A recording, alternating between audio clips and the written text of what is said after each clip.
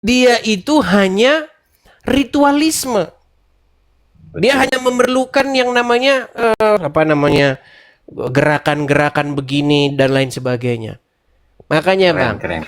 Bang Edis ini keren, luar beribadah, biasa. ibadah yang sejati itu bukan soal gerakan-gerakan badan. Ibadah Betul. yang sejati itu adalah melakukan apa yang diperintahkan. Contoh misalnya, kamu jangan mencuri, ya Setuju, dilakukan. setuju. Jangan mencuri. Merinding, Bang. Kamu harus mengasihi sesama manusia, ya harus dilakukan. Kamu harus misalnya jangan membalas kejahatan dengan kejahatan, dilakukan. Nah, itu, Itu Bang. Saya jauh paling lebih penting merinding. Bang ketimbang begini-begini. Kalau begini-begini terus maling ya sama aja, Bang. Saya paling terjadi sensasi sensasi di tubuh, Bang, bergetar dan merinding itu mendengarkan kata-kata Bang Edis, janganlah membalas kejahatan dengan kejahatan lagi. Luar biasa itu, Bang Ya, Edis. itu susah Bang untuk dilakukan Bang. Berat.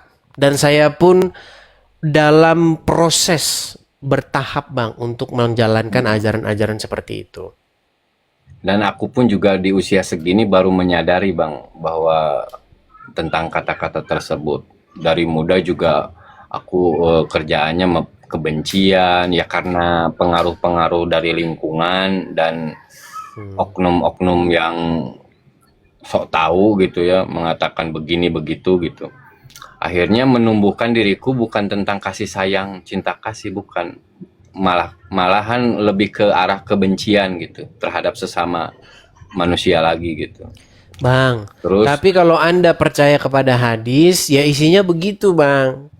Jika kamu bertemu dengan orang Wahyudi maupun orang Nasrani di jalan, jangan kamu beri mereka salam. Bahkan betul, desaklah mereka, persempitlah jalan mereka. Coba.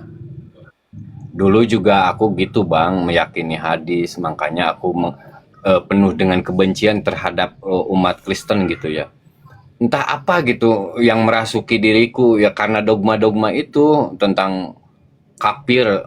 Kafir itu kan menurut pemahaman kesadaranku yaitu yang tertutup mata hatinya, mata kolbunya gitu. Bukan yang di luar non Islam, bukan. Tetapi yang di dalam diri yang mengaku Islam juga kalau mata hati ataupun mata kolbunya tertutup, yaitu kafir.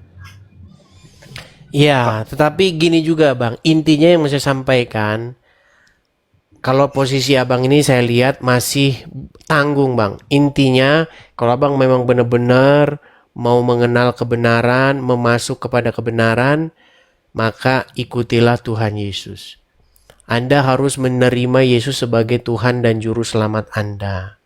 Seperti itu. Merinding, Bang. Tapi maaf ya, Bang. Tapi maaf kata kepada saudara-saudara seiman dengan saya Muslim gitu ya. Ini bilang kejujuran aja, Bang. Aku juga mengalami keyesusan itu sendiri. Ya, harus Tanpa seperti itu, Bang. Cuman Abang belum dibaptis. Jadi nanti Abang dibaptis, menerima Yesus sebagai Tuhan dan Juru Selamat. Ganti Tuhan, Bang. Kalau sekarang Tuhan Anda masih Muhammad dan Allah, besok gantilah Tuhan Anda menjadi Tuhan Yesus, begitu. Karena tapi saya aku nggak masih menuhankan melihat Muhammad, Bang. bagaimana? Aku nggak menuhankan Muhammad. Nah, ini lagi dia yang susah ini kan. Balik-balik lagi ke sini. Yang kutuhankan itu adalah Allah ataupun Bapak gitu. Nah, ini Bang, ini menarik nih. Kalau Bapak di surga sebagai Tuhan, artinya perintah-perintah Dia yang Anda dengar. Dia yang memerintah di dalam hidup Anda. Tetapi yang saya lihat sekarang, yang memerintah itu masih Allah. Dan Allah dengan Bapak di surga itu nggak sama, Bang. Bahkan Ya Allah itu emang nggak sama. dikatakan bahwa Allah itu maha suci Allah dari punya anak. Ini kan susah. Ya gini Makanya aja. dia nggak bisa dipanggil Bapak. Coba Bang, selama Anda jadi orang Islam, pernah nggak Anda dengar Allah itu dipanggil sebagai Bapa? Ya nggak pernah sih kalau tetapi kan aku membacanya esensi makna gitu, Bang Edis. Mau Bapak ke, mau namanya Wahweh ke, mau Allah ke. semuanya kita itu anak-anak semesta itu sendiri, anak-anak Allah itu sendiri gitu bahasanya.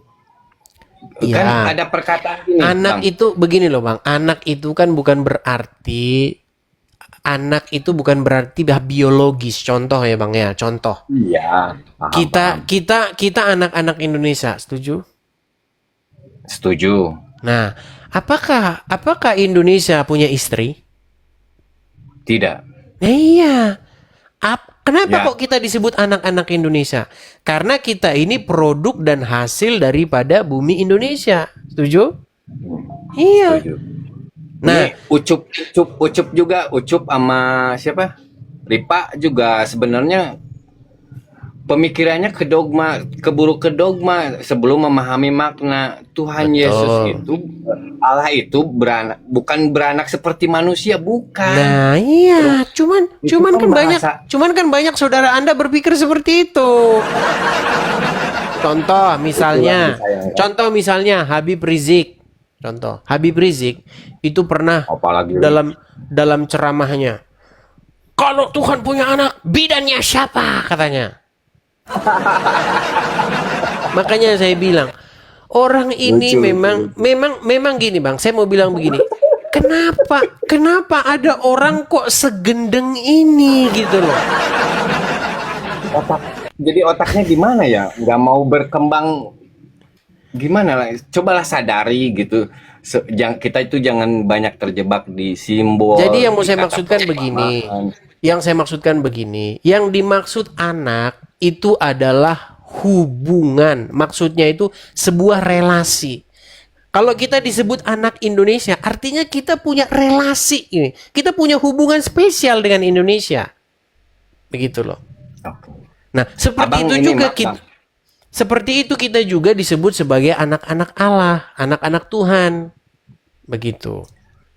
Abang di keyakinanku gini kan ya, guru guru ngajiku kan mengatakan pernah ada yang mengatakan seperti ini, eh, bahwa kita itu bahkan nyawa kita itu sendiri bukan milik kita, betul?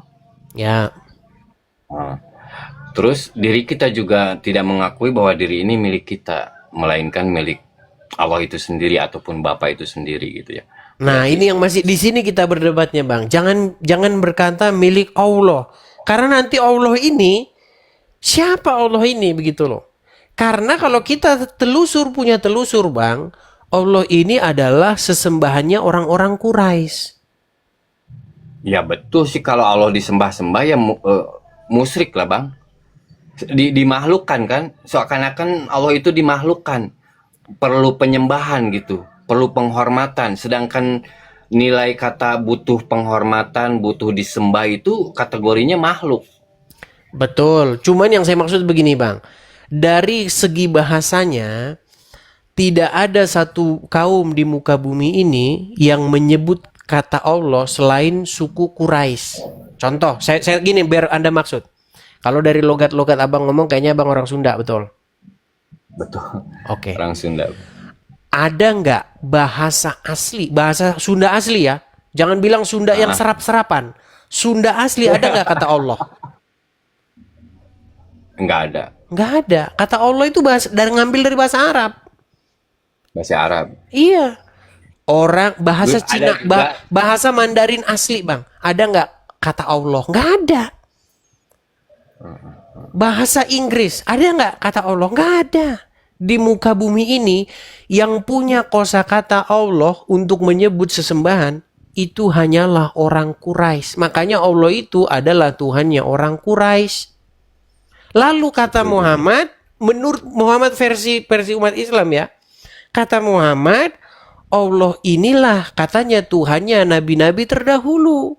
Allah inilah katanya Tuhan-Tuhannya yang Bani Israel sana. Sementara orang Israel sana tidak pernah kenal Allah. Ini bang, ini fakta dan realita.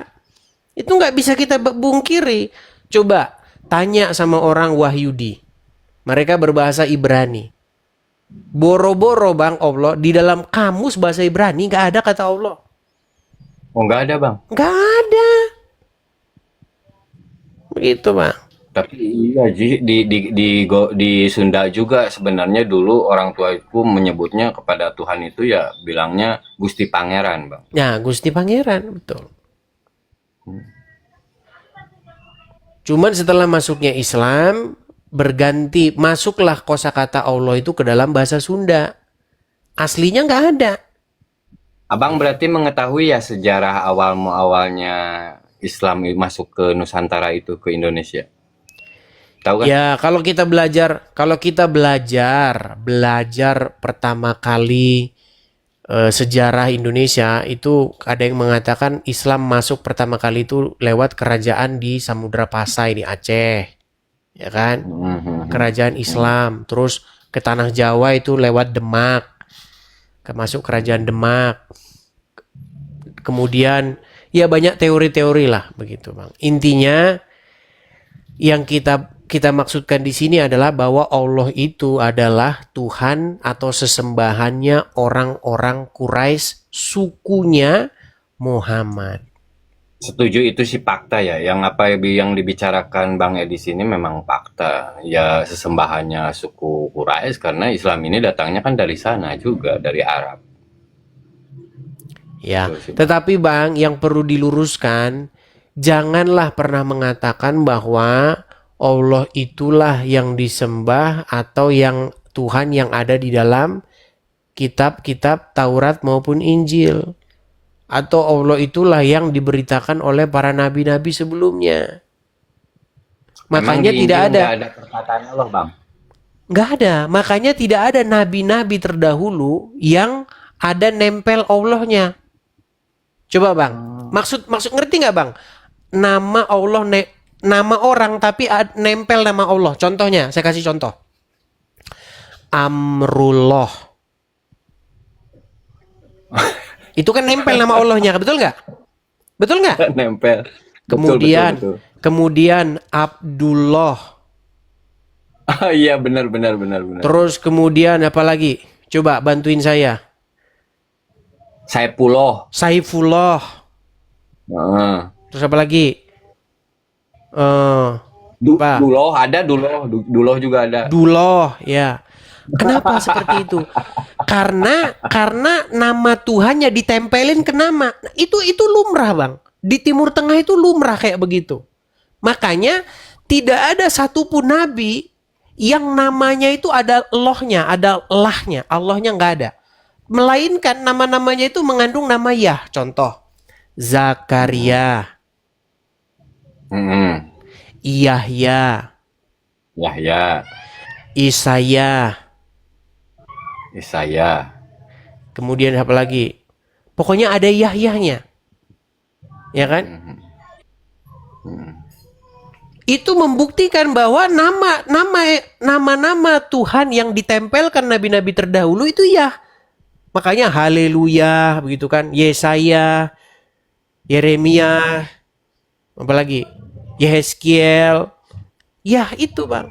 Termasuk nama Yesus, Yeshua. Itu mengandung kata Yah itu juga. Itu yang benar itu seperti itu. Makanya nggak ada nabi bernama Abdullah, Saifullah nggak ada. Makanya saya bilang Bang, kalau kita mengkaji ini secara benar, masih ketemu, kita masih bisa melacaknya. Secara ilmiah, secara akademis masih bisa kita lacak.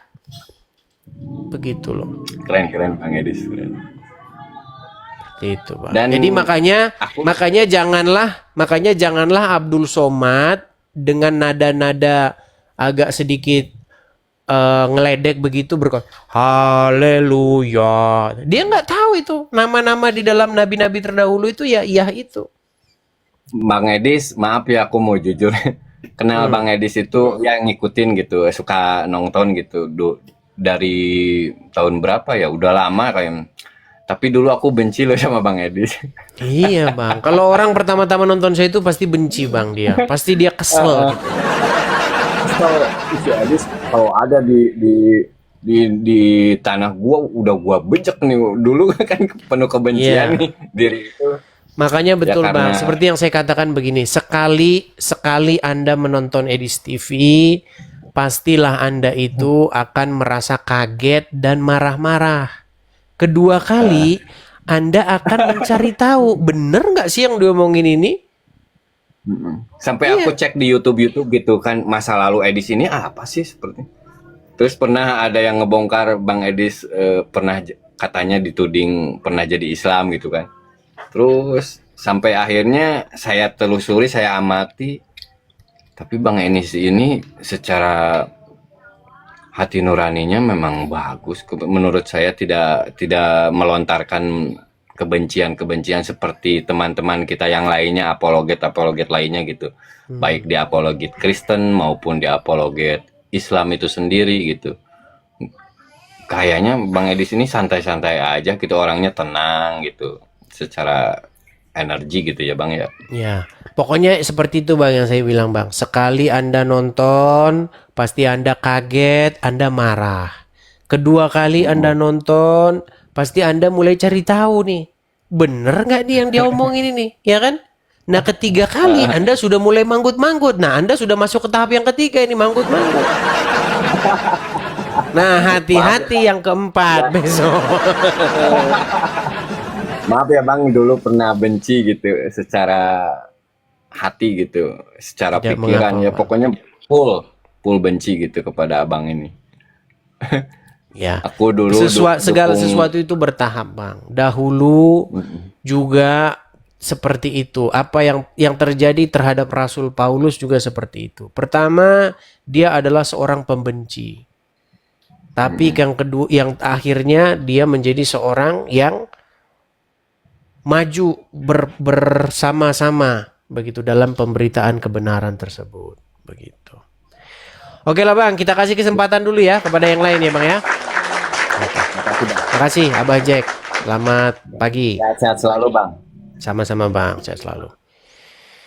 Ya, silakan teman-teman yang lain.